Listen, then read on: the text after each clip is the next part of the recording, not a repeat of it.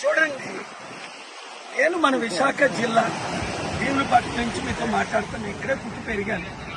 మత్స్యకారుల సమస్యలు నాకు తెలుసు, రైతుల సమస్యలు ఏ విధంగా తెలుసు. మత్స్యకారులకు ఇక్కడ మినీ హార్బర్ కట్టారు. ఎన్ని సంవత్సరాల నుంచి అడుగుతున్నారు, ఎవరైనా పట్టించుకున్నారా? ఇన్ని పార్టీలు, ఎమ్మెల్యేలు, మంత్రులు వచ్చి అంతే ఎలక్షన్ ముందు వస్తారు, వెళ్ళిపోతారు.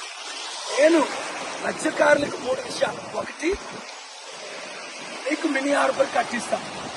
2, మీరు ఫిష్ ఎక్స్పోర్ట్ చేయడానికి మంచి అవైలబిలిటీ ఫెసిలిటీస్ అన్ని నేను ఇస్తాను.